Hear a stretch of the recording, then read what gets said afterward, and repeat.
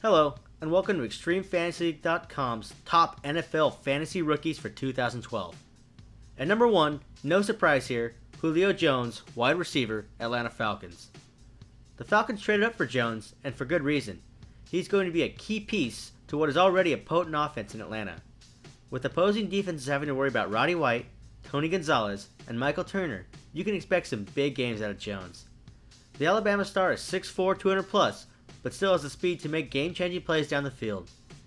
At number 2, we went with Daniel Thomas, running back, Dolphins.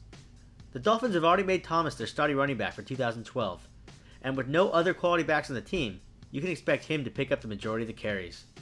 His running style fits perfectly with Miami's balanced offense, so you can expect to see some decent numbers out of Thomas. He did have nagging injuries in college, but if he can avoid the injury bug, you might be able to get yourself a decent number 3 back for a steal in the later rounds.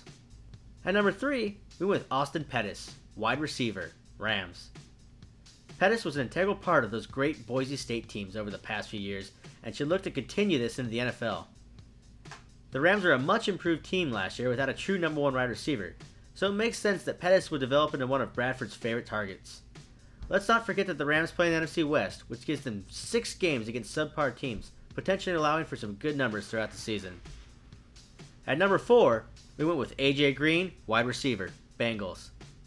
Green is a tough pick here because no one is sure who is going to be throwing to him. With Carson Palmer more than likely done as a Bengal, that leaves rookie quarterback Andy Dalton or Jordan Palmer. AJ Green has the ability to be a big-time receiver in the NFL, but with 2 untested QBs throwing to him, it doesn't bode well for him. Though, if the Bengals can get any semblance of quarterback play this year, Green will be worth a good look. At number 5, Mark Ingram, running back, Saints. Ingram is another hard pick here because he will be in the mix with at least 2 other proven runners, Pierre Thomas and Chris Ivory. He will need to show that he's substantially better than those 2 if he is going to get any significant amount of carries in New Orleans. On the plus side though, both backs that are in front of him are very injury prone, and this could open the door for Ingram to be the number 1 guy on a proven high-octane offense. And now to our sleepers. Our first rookie sleeper is Shane Vereen, running back, Patriots.